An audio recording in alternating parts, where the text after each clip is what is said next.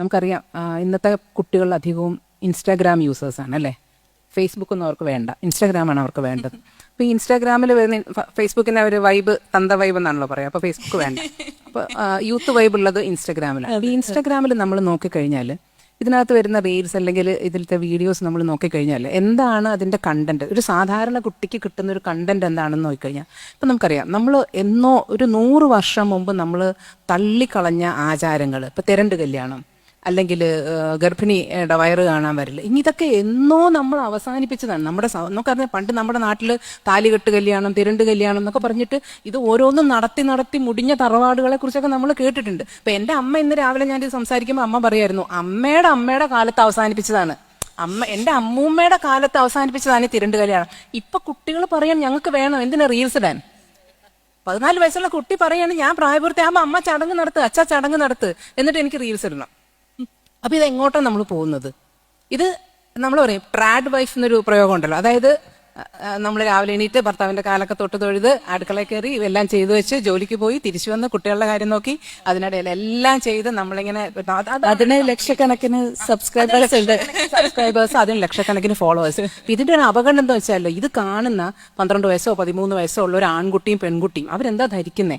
ഈ ആൺകുട്ടി ധരിക്കുന്നത് ഞാൻ വലുതാകുമ്പോൾ ഞാൻ കല്യാണം കഴിക്കുന്നത് ഇങ്ങനെയുള്ളൊരു സ്ത്രീയെ ആവണം എന്നാണ് ആ ആൺകുട്ടി ധരിക്കുന്നത്. ഇതേ പ്രായത്തിലുള്ള ഒരു പെൺകുട്ടി എന്താ ധരിക്കുന്നത്? ഞാൻ ഇങ്ങനെയാണ് ആവണം. നമ്മൾ ഇന്നലെ ഗ്രേറ്റ് ഇന്ത്യൻ കിച്ചണിനെ കുറിച്ച് ചർച്ച ചെയ്തു. ഗ്രേറ്റ് ഇന്ത്യൻ കിച്ചൺ ഇവരിൽ എത്ര പേര് കണ്ടിട്ടുണ്ടാവും? ഗ്രേറ്റ് ഇന്ത്യൻ കിച്ചൺ കാണുന്നത് 1 ലക്ഷം പേരാണെങ്കിൽ ഈ ഒരു വീഡിയോ കാണുന്നത് മില്യൺസ് ആണ്. അപ്പൊ എവിടെയാണ് ഇതിന്റെ യാഥാർത്ഥ്യം? ഈ കുട്ടികൾ, നമ്മുടെ അടുത്ത തലമുറ, നമ്മൾ സംസാരിക്കുന്നത് നമ്മളുടെ ഫൈറ്റിനെ കുറിച്ച് നമ്മൾ സംസാരിക്കുന്നു, പക്ഷെ നമ്മുടെ അടുത്ത തലമുറ എന്തിനോടായിരിക്കും അവർ ഫൈറ്റ് ചെയ്യുന്നത്? എപ്പോഴായിരിക്കും അവർ ഈ ഒരു റിയലൈസേഷനിലേക്ക് വരുന്നത്?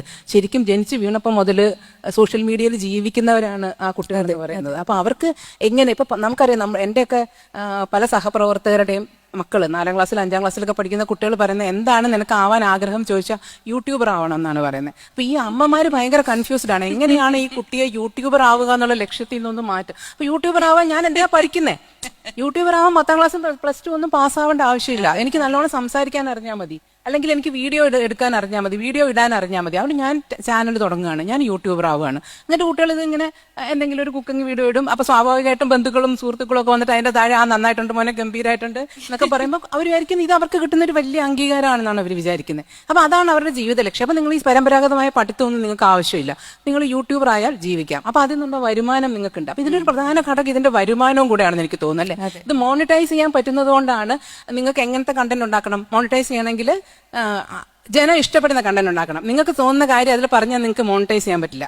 അപ്പം ഇത് പലരുടെ ഒരു വരുമാന മാർഗം കൂടെയാണ്. ഇപ്പോൾ ഒരുപാട് പേര്, പ്രത്യേകിച്ച് സ്ത്രീകൾ, ഒരുപാട് പേര് ഇതിൽ നിന്ന് നല്ല വരുമാനം ഉണ്ടാക്കുന്നുണ്ട്. എങ്ങനെയാണ് കുക്കറി ഷോ ചെയ്തിട്ടും ഈ പറഞ്ഞ പോലെ രാവിലെ മുതൽ എങ്ങനെയാണ് ഭർത്താവിനെ സേവിക്കേണ്ടത്, ഭർത്താവിന്റെ അമ്മയെ സേവിക്കേണ്ടത് എന്നൊക്കെയുള്ള പറഞ്ഞിട്ട് ഒരുപാട് വരുമാനം ഉണ്ടാക്കുന്നുണ്ട്. അപ്പൊ ഈ വരുമാനം ഉണ്ടാക്കണമെങ്കിൽ ഇതാണ് വഴി എന്നുണ്ടെങ്കിൽ പിന്നെ ഇവർ യഥാർത്ഥ ജീവിതത്തിൽ ഇങ്ങനെയാണോ എന്ന് ഈ കണ്ടന്റ് കാണുന്ന ആരും ആലോചിക്കുന്നില്ല എന്നുള്ളതാണ്. ഇതൊരു വീഡിയോ ആണെന്നും നിങ്ങളൊരു സിനിമയോ നാടകമോ കാണുന്നത് പോലെ അവർ നിങ്ങൾക്ക് കാണാൻ വേണ്ടി ഇടുന്ന ഒരു വീഡിയോ ആണ് എന്നുള്ളത് ചിന്തിക്കാതെ നമ്മൾ അത് വിശ്വസിച്ചിട്ട് അത് അങ്ങനെയൊക്കെയാണ് നടക്കുന്നത്. അപ്പൊ ഇത്രയും റിഗ്രസീവ് ആയിട്ടുള്ള ആശയങ്ങൾ. ഇപ്പൊ ഞാൻ ഇപ്പൊ പാലക്കാടാണ് ജോലി ചെയ്യുന്നത്. എൻ്റെ ബ്യൂറോയുടെ പരിധിയിലാണ് കോയമ്പത്തൂർ വരുന്നത്. അപ്പൊ ഈ ഇലക്ഷൻ തൊട്ട് മുമ്പുള്ള സമയത്ത് ഞാൻ കോയമ്പത്തൂർ പോയിട്ടുണ്ടായിരുന്നു. അപ്പൊ അവിടെ ചെന്ന് അവിടുത്തെ നമ്മുടെ മലയാളം ന്യൂസ് പേപ്പർ വായിക്കുന്ന ആളുകളോടാണല്ലോ നമ്മൾ സംസാരിക്കുന്നത്. അപ്പൊ സംസാരിക്കുമ്പോൾ അവർ പറയുന്നത്, 2 മാസം മുമ്പ് ഇവിടെ ഇന്ന ജാതിയുടെ പേരിൽ ഒരു വാട്സാപ്പ് ഗ്രൂപ്പ് തുടങ്ങിയിട്ടുണ്ട്. അതായത് ഈ ലോക്സഭ ഇലക്ഷന് 2 മാസം മുമ്പ് ഇന്ന ജാതിയുടെ പേരിൽ മലയാളി ഇന്ന ജാതി എന്ന് പറഞ്ഞിട്ട് WhatsApp group, Malayali Nair WhatsApp group, Malayali Ezhava WhatsApp group, ഇങ്ങനെ ഗ്രൂപ്പ് തുടങ്ങിയിട്ടുണ്ട്.